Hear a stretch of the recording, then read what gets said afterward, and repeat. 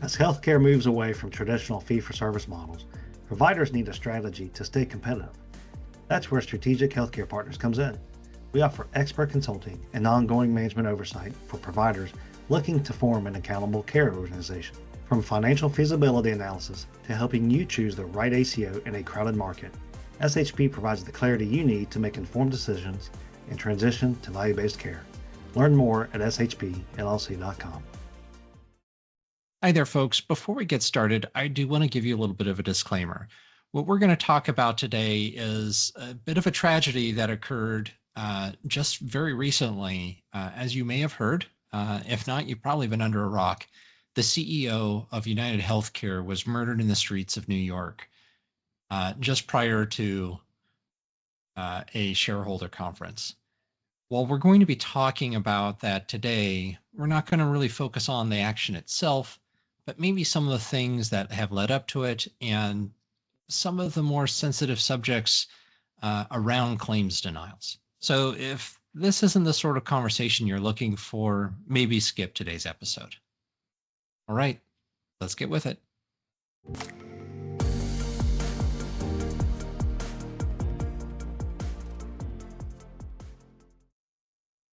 Well, hey there, Jason. How are you doing today? Aaron, I'm well. How are you? I'm doing okay. A little tired, but I'm doing okay. That's okay. You know, it's near Christmas. It's nothing but positivity in the air, or at least you want it to be. But yeah, good season. Yeah, it is. So, you know, for our regular listeners, typically Jason and I, if you've been listening for a while, we'll talk about the latest headlines and some AI has been a big topic and that sort of thing. And today we kind of want to go a slightly more serious tone. The CEO of UnitedHealthcare was gunned down in the streets fairly recently. And I know the topic has been talked to death by everybody, no pun intended. But I don't really want to focus on the murder itself. I think today what I want to talk about is more the business aspect of it. A lot of that talk online has revealed a lot of frustration by clinicians, by the business side of healthcare, with the way that healthcare denials have been. So, Jason, this is a touchy subject, obviously. So I want to handle it with a little bit of care. Mm-hmm.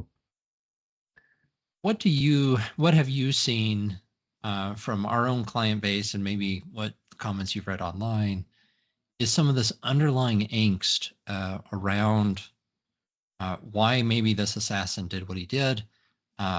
You know, at the time we recorded this, they believe they got the guy. So we will kind of know his motives, but the online world has been abuzz with this for the last week. Yeah, it definitely caught us all off guard, didn't it?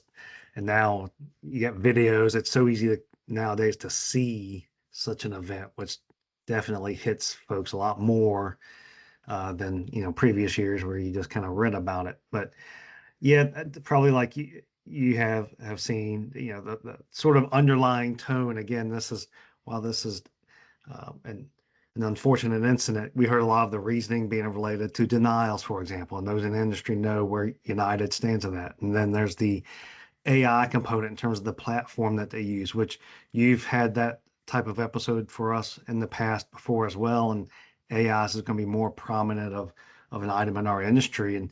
And to another thing that kind of popped in my head as I saw it was, we talked a lot in our industry right after COVID, for example, about workplace violence, right? And just especially for clinicians. Well, this time, obviously, it wasn't a clinician. It wasn't necessarily in a workplace, but it's still within our industry at a healthcare conference taking place. And we all go to conferences and that sort of thing. And so those are the three items that I kind of took away in terms of things that I read or underlying tone that may impact us. You get the denials component that may have, and of course we're all speculating, right? But you know, denial management has always been a thorn in our industry. Now we have AI, something that we're not used to. So it'll be interesting how those components come to light over the next couple of weeks, but that's definitely been the theme I keep picking up on. Independent physician associations play a crucial role in delivering quality healthcare while allowing physicians to maintain their autonomy. At Strategic Healthcare Partners, we manage the full spectrum of IPA services, including managed care contracting, practice enhancements, and member education.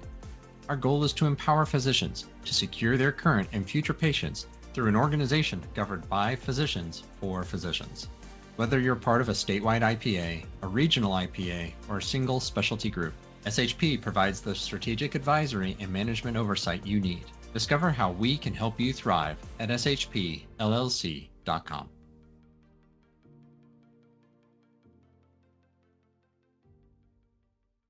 A lot of focus has been made, speaking of AI, on UHC's recent implementation of a new AI claims evaluator.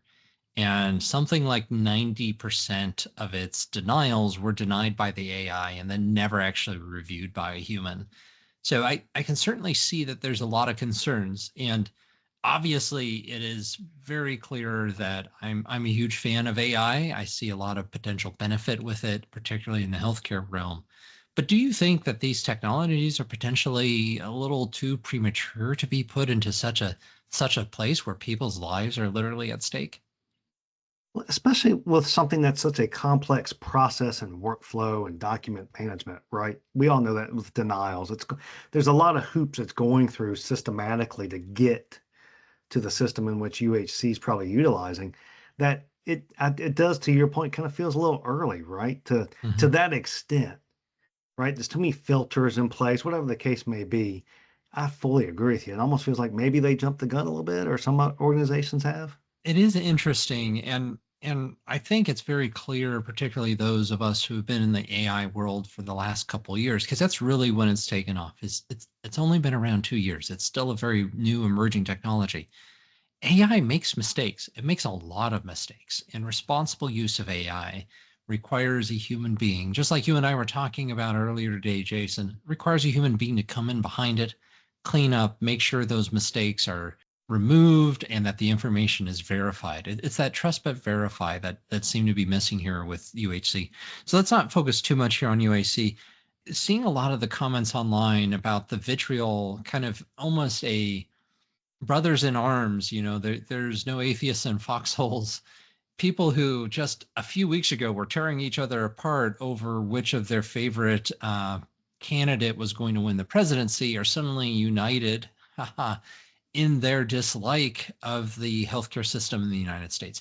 Do you think this has sparked potentially a conversation nationwide in that regard? What do you think might be some of the outcomes from this, aside from what will undoubtedly be a very traumatic murder trial? Oh, you can't help but think it can do anything but that, right? At least part of the conversation.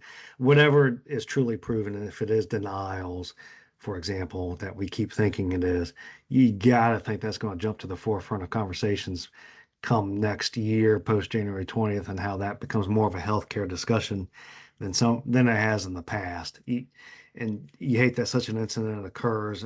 Hopefully, some of the good that can come out of it is just conversations on how to improve a flawed process and a flawed system. I saw somewhere, which I kind of had to laugh to myself, about how the approval rating of insurance companies has taken a huge hit in the last week, where they've always kind of been low bar, a kind of Congress level of approval here, but they've taken a real hit as people start to kind of talk about this and start comparing notes in very frank and honest ways online. And I saw, though, that of the payers that exist out there, the number one most liked, and it's like by 85%, it's not even close, is the VA, which is, of course, a government-run healthcare system.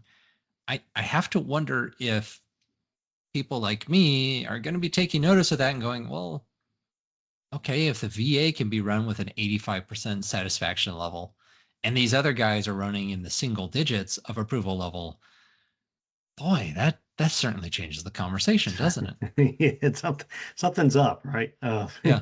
You almost wish you can pick and choose. Okay, I like this off the menu. I like that off the menu in terms of different provider settings and ownership and entities that manage those facilities. And voila, we put together the perfect recipe for a healthcare system, or at least a setting that we can go to. But Yeah, it is mind-numbing just how drastic those differences are, isn't it? Because Yeah.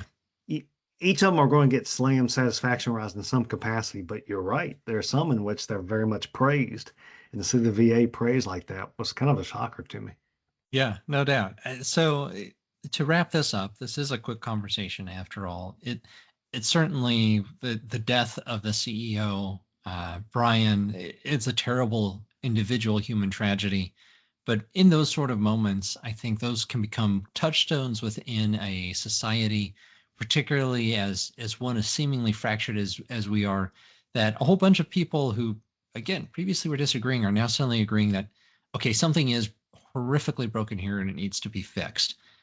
So I guess my hope for 2025 and is that this has now sparked a new conversation about how can we be addressing healthcare and satisfaction with care in the future. Yeah, I think we all share that sentiment. Hopefully we go into 25 a little refreshed and looking for positivity on some good change that we can make. Okay, folks, this was a slightly heavier than usual episode. I appreciate you sticking with us. And next week, when we come back, we're going to have a little bit of Christmas cheer to share with you. So thanks for checking in with us. And Jason, thanks for talking about this topic. Yeah, thanks, Aaron. Thanks, everybody. Have a great day. Alrighty, folks, that's a wrap on this episode of Beyond the Stethoscope, Vital Conversations with SHP. I'm Aaron Higgins. And I'm Jason Crosby. This show is brought to you by Strategic Healthcare Partners. Our executive producers are Mike Scribner and John Crew, who probably by now deserve medals. And our editor is Nyla Weed, who polishes our ramblings into something listenable. And shout out to Jeremy Miller, our social media manager with Boost by Design, keeping us trendy and meme-worthy. And let us not forget our toiling robot transcriber who catches about 90% of what we say. And that other 10%, it's tweaked by Jason, a real-life human, allegedly. Wait, here's proof. Right in this episode.